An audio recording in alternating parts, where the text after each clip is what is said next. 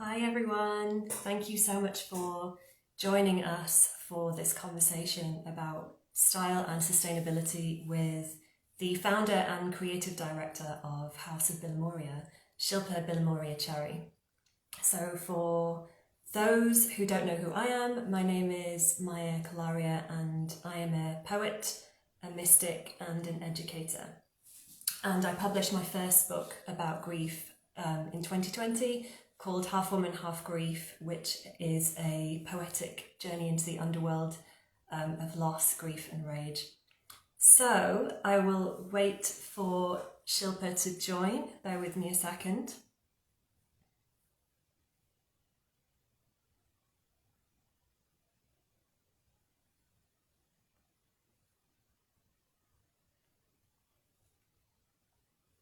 Here and now.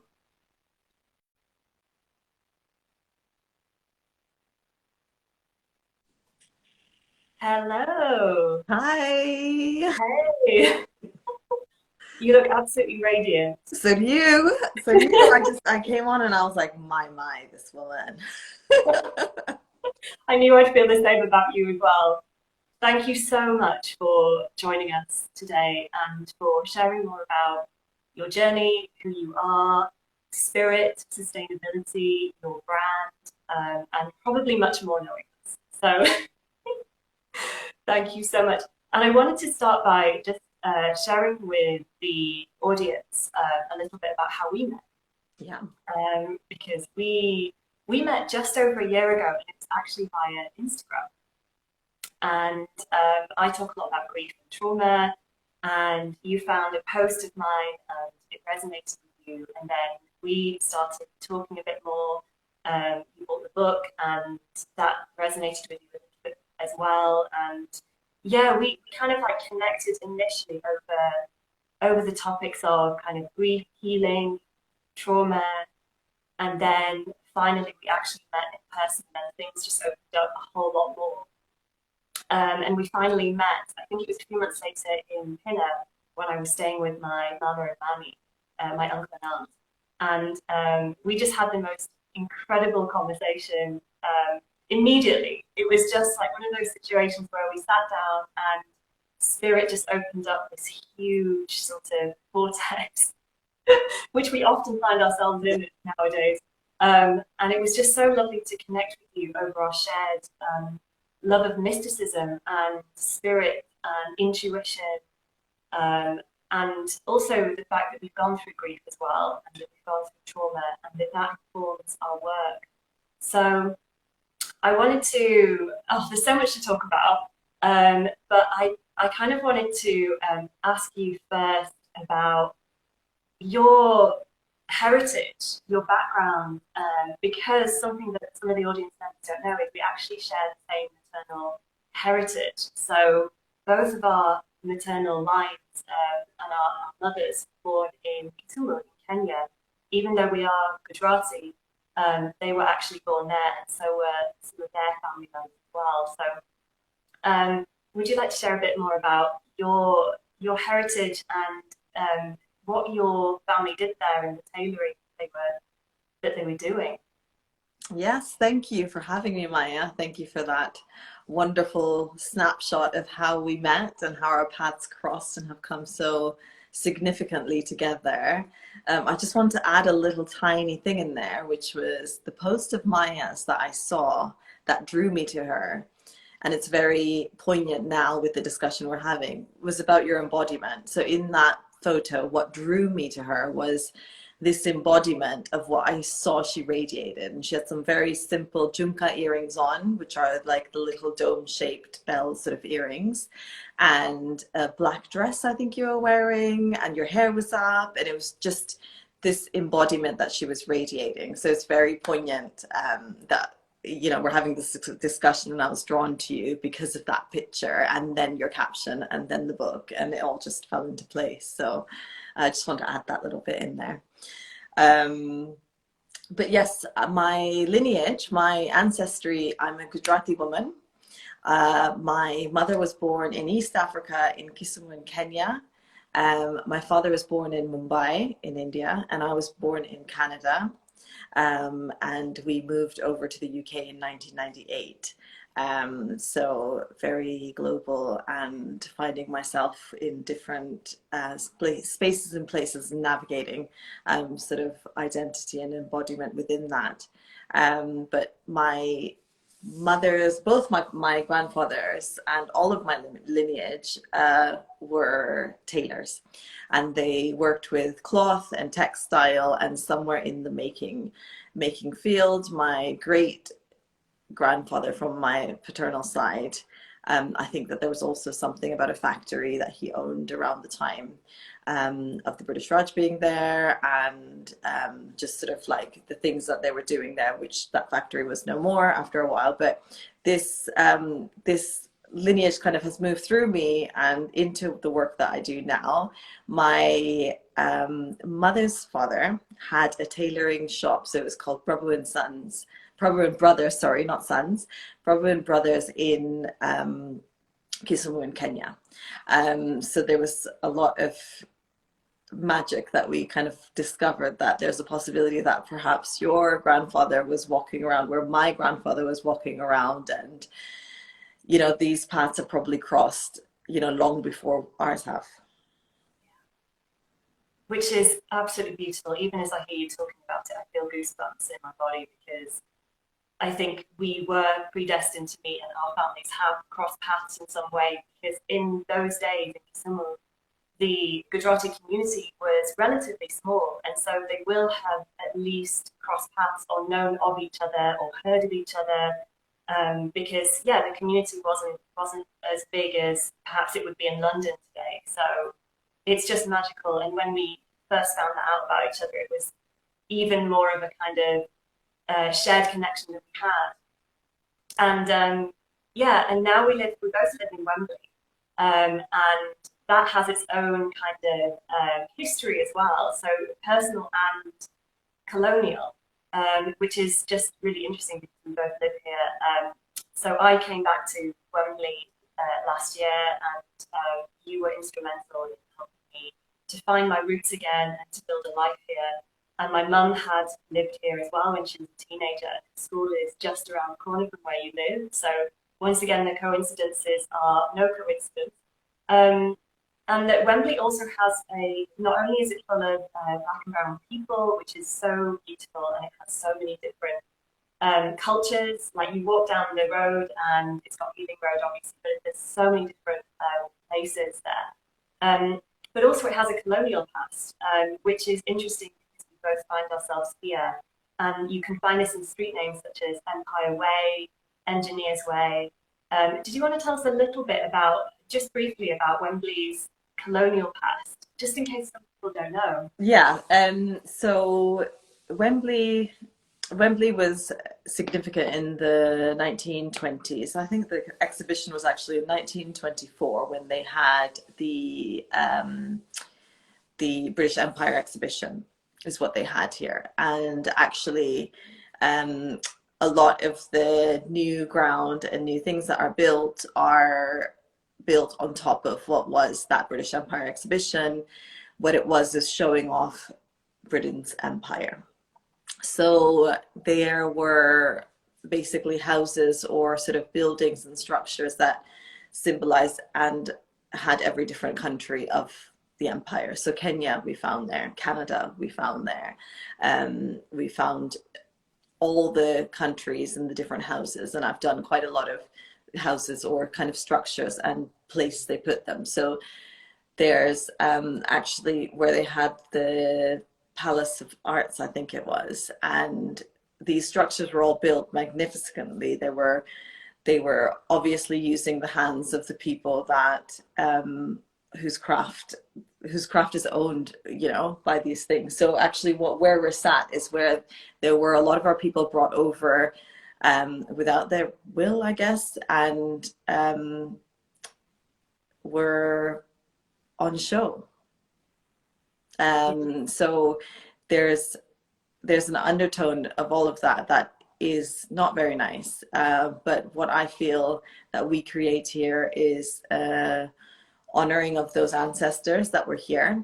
My studio is actually sat on the ground that probably all of the kind of textile and the craft and all of that was happening in that exhibition. But the way I feel is I am able to put a light onto the craft that is honored and owed to the people that it belongs to. Yeah. Absolutely. I love that. I love that you are transforming and transmuting that energy by literally building a brand which honors the spirit of India and Africa and our people, because it is so spirit led. There is so much heart in what you do, and that's what I loved when I first found your brand. Because not only could I see myself being reflected in, like even the videos that you put on Instagram, when you put the video of the mandir and you were just kind of celebrating deities, I literally felt goosebumps because that was what my mum used to do, literally. And the same deities that my mum used to celebrate as well. And so there was a real sense of alignment within your brand, of the divine feminine, of loving the earth, but also bringing back that energy of our ancestors into modern day life.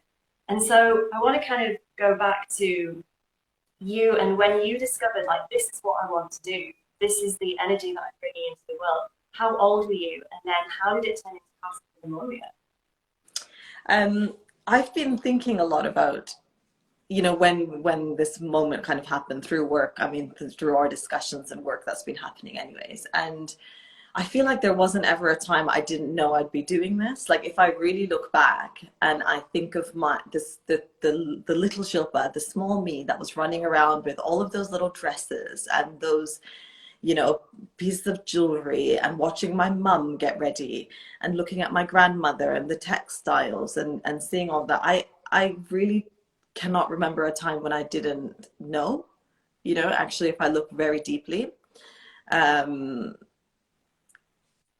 But kind of logistically, I actually, discovered that I'd be doing this at about 15, 16 is when I decided for sure. But I've been sewing since I'm 8 years old. I've been surrounded by fabrics and textiles and sewing machines and embodiment from my mother and from my grandmothers, and people around me, my sister, from a young age. Yeah, from a very young age. Wow. And how was House of Bilimoria born? And what year was it born? It was born in 2008. And I started working at a high street retailer after I graduated from university, and I was a designer there, designing for the likes of all the high street shops. I didn't last very long. I think I was there for what would be 6 months maybe, and very quickly discovered that actually it was my spirit that didn't align with that kind of work. There was no heart inside it, and immediately I discovered this, and I was diagnosed at 22 with high blood pressure medication at that time because I couldn't handle it, and that wasn't for me. So I left, and I was making clothes at home.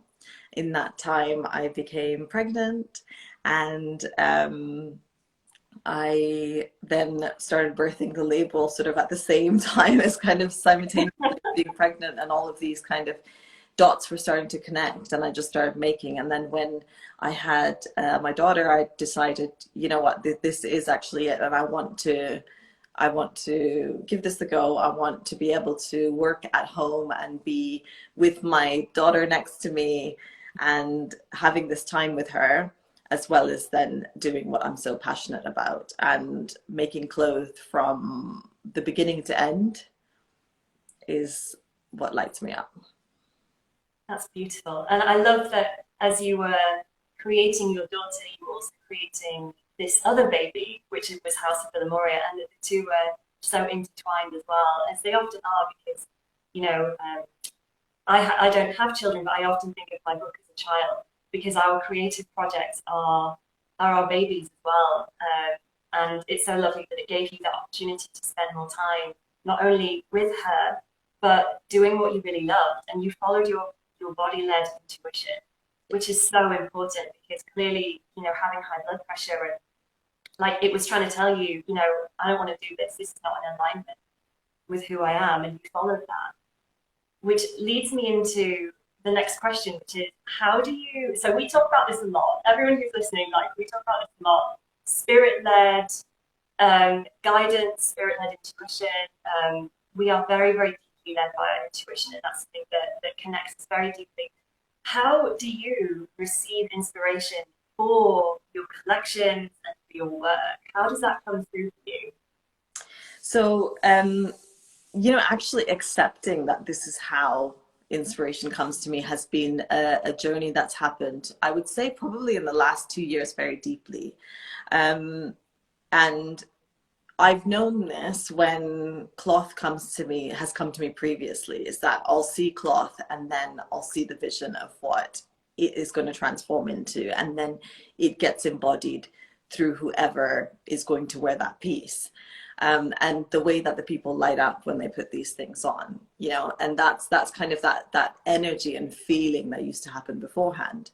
But in the last couple of years, I've started looking deeply at what stories need to be told and what stories I feel compelled to tell. And through that, I have developed, I guess, a sort of intuitive inspiration process whereby the fabric leads me. There's as well, let me explain. I upcycle cloth, so I use secondhand vintage heirloom cloth. I don't go out and produce cloth, specifically in order for what I have to do. I use the resource that we already have on this planet because there's plenty full of it. But what I find is fabrics cross my path, and when they cross my path, there's a story that needs to be told through that piece of cloth. And what's been happening is that each dot leads to the next one. So there'll be drops of sort of inspiration that come to me, and then the story integrates itself to one, like just the other threads, the part of the pun, but and it all comes together. So it's like our latest collection with Nile. We had this wonderful, wonderful fabric that we purchased from Craft Resource Center in India. And they were actually our partners in the first collection in 2008. So we've kind of, gone back in time a little bit, right to the start of things, and asked them during kind of the height of the pandemic and when things were really, really bad over there, how can we support you? What can we do to help? Can we donate some money? Can we, what can we do? And the answer and reply we got was work with us, which was wonderful. It was just work with us. So I said, what is in your stockroom that isn't moving, that just isn't moving and you can't see moving, and it's just going to sit there for years on end? And they sent us a spreadsheet and we chose this wonderful fabric. And lo and behold, where we are now is that this fabric holds a lot of this energy of Egypt inside there, and the energy of the hieroglyphics, and the energy of this language in the cloth that has to be told. And we got led step by step. I got led step by step to find that is what that textile was speaking. It's hard to put in a nutshell because I'm only just kind of articulating this for myself and discovering that this is a very intuitive and spiritual process that happens. So I hope that gives a little bit of an inkling into it. It definitely does, and I love that, and I hope that articulating it now and sharing it with people, it will only further help deepen that process and help you understand exactly how it is that this comes through, because it's very special. It's very special, and I think because you're working with Mother Earth, you're honoring her because you don't want to use new cloth, new fabrics, because there are so much in circulation already. Why use something new when you can bring something that's already been produced, that is absolutely beautiful, that helps another company that is potentially struggling in our motherland as well, India. So that's another really important key as well. And you bring it to life and you create something from that, and you show people that we don't need to overproduce, we don't need to produce lots of new clothing. We can create beautiful clothing from cloth that's already made. And that's where your sustainability piece comes in as well. So I think that's, you kind of weave like lots of different aspects in. And talking of that, I want to talk about ancestry. how do you weave ancestry into work that you do? How do you like to give a nod to your heritage and the people that came before I'm because I'm pulled by vintage, heirloom, secondhand textiles. It's almost as if they come to me to have their stories told. There are things I can't speak about now because we've already worked actually on quite a few different collections, and things are emerging very rapidly, very, very rapidly. But how I nod to them is how they ask to be spoken. That this is, it's a very like, you know, what comes first. And it's you? because these textiles, I'm so drawn to them. And then through that, I dive a bit deeper and I look at, where did this textile, who wore this cloth, when, what was the time, what was the year, what were they going through, what were they experiencing, and how did this cloth support embodiment at that time? Mm-hmm. How did it, how did perhaps the struggles of daily life seem a little bit less when you dress yourself up beautifully and you know, embody the powerhouse that could take all that on. One thing I remember is the pride in which my grandmothers got dressed, putting on a sari, combing your hair into that plait, oiling your hair, and that process of the jewelry, the hair, the sari. Getting dressed that way is a ritual. It's a holistic process that you go through. And both of my grandmothers, really, until the elder days when I knew them, they would always wear what they loved, which was their saris, and having that hair combed right, having, you know, their jewelry on and stuff was always, always something they did, you know.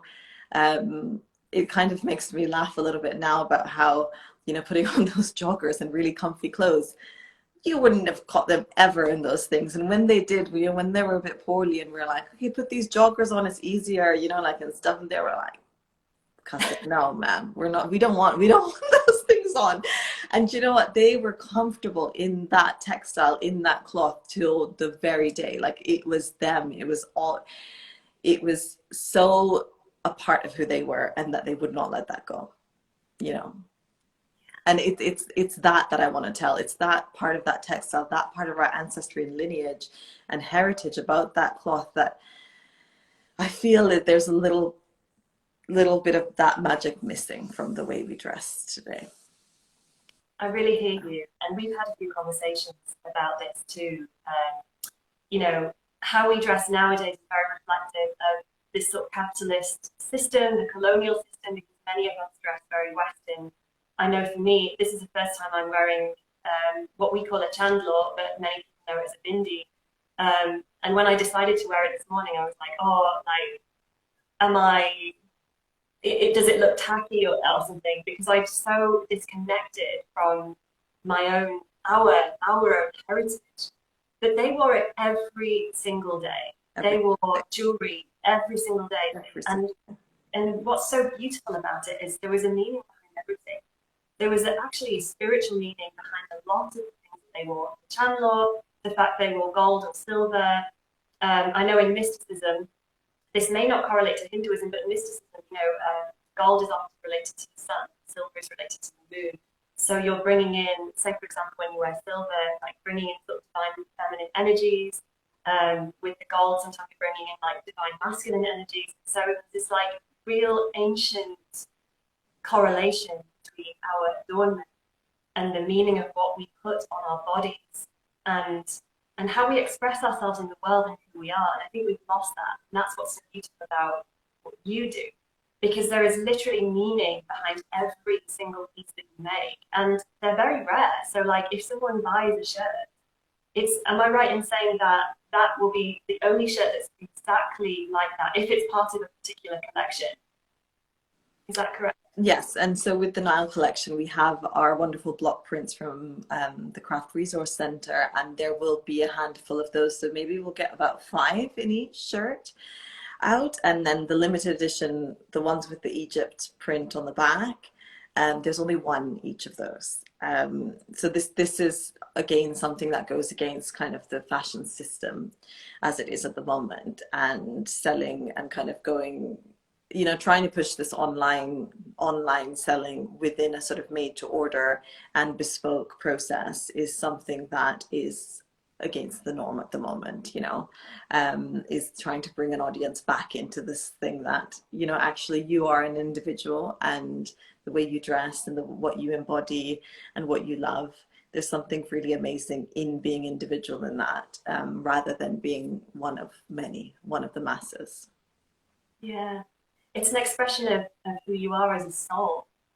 That's the thing that we forget sometimes. And I worked in fashion for 10 years, and that's another reason why the two of us connected, because our love of style. And it's important to say that there is a difference between style and self-expression and fashion, because it's not just about following the latest trends. It's about having your own style, developing your own style, and expressing yourself in the world that is the truest to who you are. And sometimes we struggle with that. I think especially being brown-bodied women on this land, I think there is that. You know, I know for me, I never used to be able to wear saris to Indian weddings, and I had to be forced by my grandparents, and I hated it. It really, it's horrifying to think now the way that I felt Yeah. in this beautiful heritage of ours, absolutely stunning heritage, and I hated it because I felt so ashamed of who I was. And coming here from being in a very white world, coming to Wembley, like infusing myself in watching you, watching your work, walking outside and having my nervous system calmed by just seeing black and brown faces, which I wasn't used to. It's just so healing and reconnecting to who we truly are. And I think, you know, as a Gujarati woman, it's really lovely to see what you do, because it gives me the confidence to wear this, you know, all of these things that our ancestors wore with pride. They wore with pride, and it would be so lovely to see more of us out here incorporating those aspects of our heritage into our day-to-day lives. And what is it that you would like to be the people that buy your clothes, how would you like them to feel in these pieces? That people connect to the clothes that they're wearing. Why are they choosing that piece on that certain day? What is the print? How does the print speak to them? Like the zigzag, the chevron in the Nile collection, it actually symbolizes water. If we go back and back and back to the origin of that symbol, it comes from Egypt. It is an Egyptian symbol, and it symbolizes water. Now, you know, there's a lot of different reasons. I'm an Aquarian, fine. I love to wear a zigzag, you know, love that chevron. But there can be other reasons. And if you realize that embodiment and kind of where those symbols come from and how you can connect to that on a much deeper level, even if it were a color, you know, as you're talking about print and certain things, even colors hold different meanings, and they symbolize different chakras in your body. So there could be a day that you're like, you know, for me right now, I'm wearing a lot of green, and it's the heart chakra, you know. So it's tuning and tapping into our energetic and spiritual beings, and what is calling to be embodied, what is calling to speak, because our embodiment shows up before we do. But it doesn't mean it's separate. It's not separate. We speak language, we speak out of our mouth, but there's so many different spaces and ways we turn up in the world, and it's not only through speech. Energy speaks. Energy does.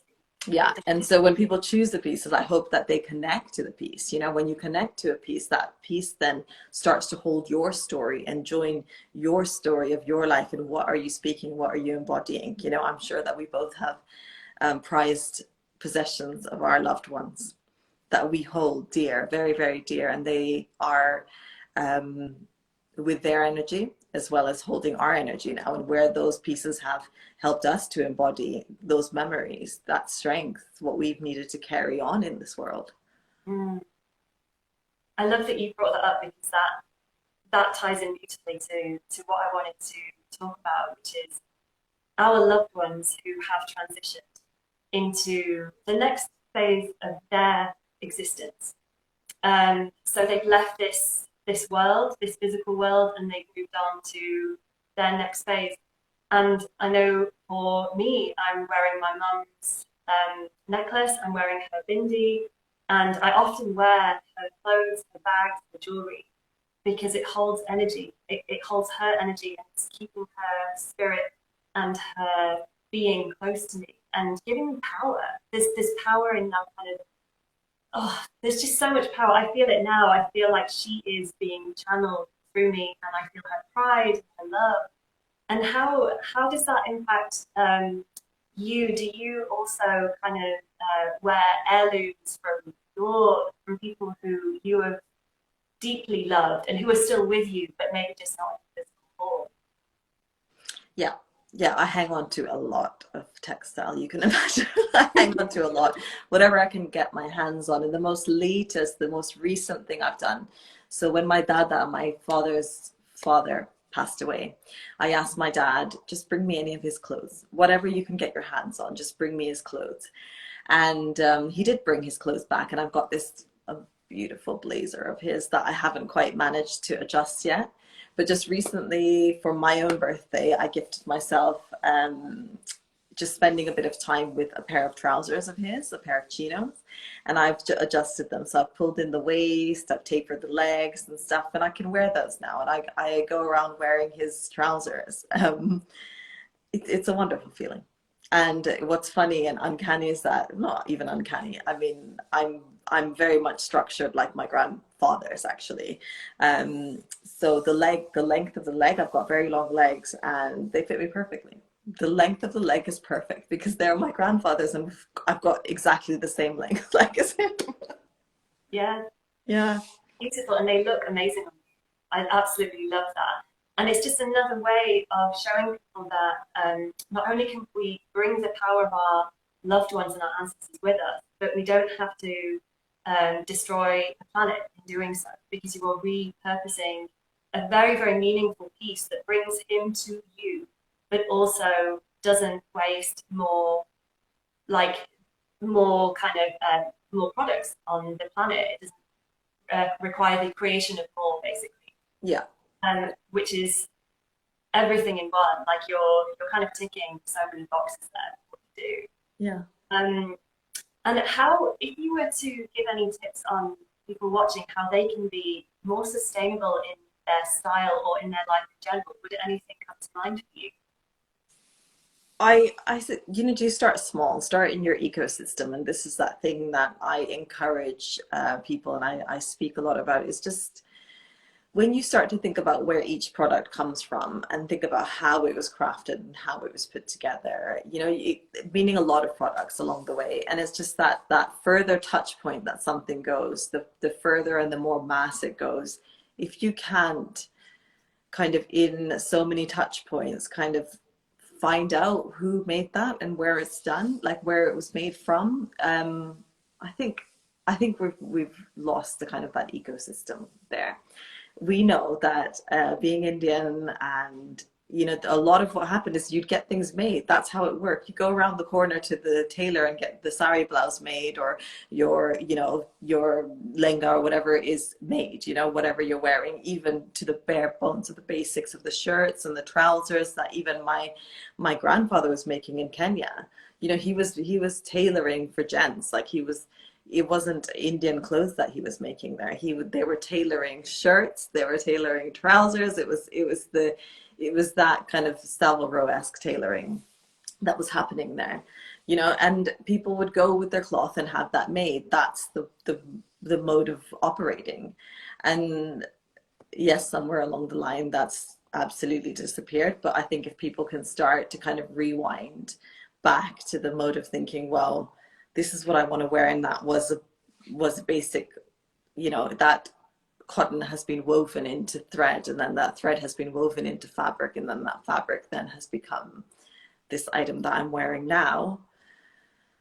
All of those touch points need to be considered, and one of the simplest ways, I think, is looking at what you already have. Look in your wardrobe, look in your loved ones' wardrobes, what's been sitting there for a very long time. I mean, yes, we're talking about our traditional textiles, but there's a lot of traditional textiles in every culture that we find. I mean, I know that there's cultures where bed linen was something very important, or table linen was very, very important, and you'd have like initials embroidered onto things and stuff. Like, you know, there's so many different textiles that were used along the way that frankly probably are all still there, sitting somewhere in a heap, because it doesn't go anywhere quickly. Yeah, yeah, you're right. And I love that you reintroduced me to the idea of getting, buying a pair of, say, if we were together, I bought a pair of jeans in a charity shop, and you were like, well, I can help you tailor them and make them look even better because they were a bit too big for me. And I thought, actually, I used to do that a lot years ago, and then I forgot. It's something that's so easy to forget. Having something that might not be right quite on your body, and then having it tailored, which is a fraction of the cost of having to buy like brand new clothes. And I think we've forgotten that, as you said, like we've forgotten so much of the olden ways that our ancestors used to live by. And another thing I would add is me, and I know it's not perfect, but buying off things like Depop, which are pre-owned, it's by no means perfect, but sometimes it's better than going to like a brand new store, getting things tailored, being mindful of the circle of which it's made, the circle of production. Is it being made ethically? Are people being treated well? All of these things are so important. And I think there is a new wave of consumer that is starting to really, really look at that. And it's exciting. It's great because we do need to.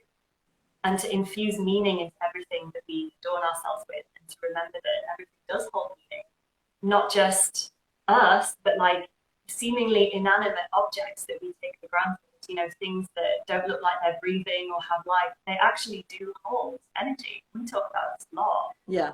Um, we infuse things with our own energy, and other people infuse it with theirs, and everything has a vibrational energy. So what are we bringing to our sacred temples, our bodies? What are we bringing to ourselves? And And yeah, the largest organ on our body, our skin. exactly. You know, like how, like we think about kind of the parabens in our creams and going really eco with those. And, I'm not going to let this go into my skin and stuff. I'm not going to eat this kind of food. But then our skin is met with this textile all day long. And every inch of that has energy in it. And what I've been looking at lately is your clothing is an extension of your energy. It's an extension of how you're speaking. So it's like, what does that energy hold, and what have you bought? Like whose hands were making that, and were those happy hands, or were those very sad hands, and were those hands being paid and paid their dues correctly? Were they being harmed along the way? And then same with the textile, what earth and what ground was that coming out of, and it's a lot. There's a lot to consider, but I think that kind of taking that step into that closer ecosystem can help you. And yes, charity shops, buying secondhand, having things tailored, and when you have something tailored and it fits you in a different way, like it fits you as it should fit you, you will wear that thing 100% that many times more. You will feel better in it. You will speak different in it. You'll show up differently in it. The amount of clients and customers that I have that just say, Shilpa, I don't know what happened that night. Like I had so many compliments and people just couldn't stop. And I was like, it's because you showed up differently. There was some different energy exchange happening there, and something else turned up because your aura and your energy spoke before you did. Because everything was like this connected, so it was all connected with source. It was all in alignment. And our energy speaks before we do. That's the thing. So everything we put on our bodies, on our skin, not only are we adorning ourselves because this is our sacred vessel, but also we're communicating a message before we even open our mouths. And that's the thing as well. how do you want to express yourself every day? Who do you want to be? And you can change that every day, but it doesn't mean we don't have to think about the meaning of where we got these clothes or what we're bringing through. And I think an amazing thing that I've realized is, you know, you can mix the old and the new. And if you have a shawl that was your mum's, like I have quite a few shawls that were from the 70s, that beautiful Indian shawls. Well, you could wear it with a new denim jacket that you bought from a charity shop, or, you know, you can mix and match like all of those things if it's resonant with who you are. There's so much creativity to be found in style, not just the trends, but you and your style. Yeah, yeah, absolutely. I think that this is maybe like the little pin drop that's missing these days, and with fast fashion and with the fashion industry and the way that it's transformed with the boom of the high street and the way that was, is that just losing that bit of sort of somewhere where that mass happens, people stop trusting themselves. Like they Yeah, stop trusting their own intuition. Like they stop trusting that they have the resource to resource their lives, that they need to rely upon someone else. It's a system. We yeah, don't need to rely. We have everything that we need within us. Yes, we have different resources from Mother Earth, from things around us, from our careers, but we know what we need, and we don't need to be spoon fed lots and lots and lots of trends in order to understand and know ourselves. It takes a little bit of digging and figuring out what is the story that I'm going to tell with the way that I embody myself and turn up. And then when you go looking for those pieces will find you.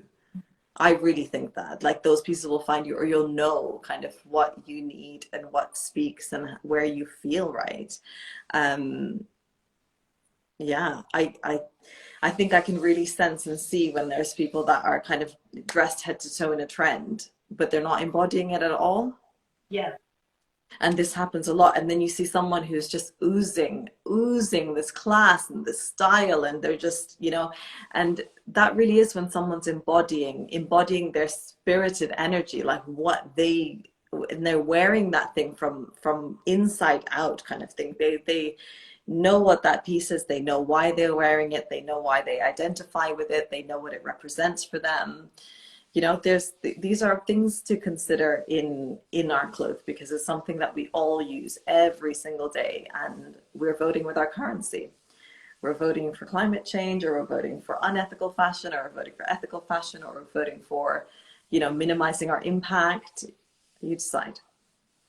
yeah. Beautifully said. Thank you. And we are approaching the end of the conversation. I wondered if you had anything else you wanted to say before we do. No, thank you for opening this conversation for people that may be watching afterwards and seeing this. This is perhaps diving a little bit deeper than I have before into the world of kind of spirited style and energy and work and things. But it's something that has compelled me and called me for a long time. And Maya and I meeting is very significant in kind of the trajectory of what has been emerging through me lately as well. So yes, it is about to get probably a lot more new around here, a lot more spoken in different ways. But I hope that there's people here that will enjoy the journey and resonate with the journey with us as well. And I want to thank all the wonderful people that have been watching today as well. Nimi, Monica, I can see some soul sisters in the crowd there. Thank you. Thank you so much for sharing more about what's in your heart and what leads you to this spirit-led work. And thank you so much for everyone's comments. I can see such beautiful comments that are coming through. Holding this energetic space, holding this sacred space with us today, because it's not just us. We exist in a community. We exist in a tribe. So yeah, thank you, Shilpa, so much for just being here and talking about your work. And everyone check out House of Bilimoria-Cherry's work. It's absolutely beautiful. It's spirit-led, it is ethical, it's sustainable, and yeah, just kind of, I encourage everyone to find their own style and look into their own energy and express what is truly them and be empowered in that. I think that's a real key thing. So, thank you so much, and we will maybe have another one of these chats soon. So, Maybe. yeah, see you later, everyone. Thank you, Maya. Thank you, everyone. Bye.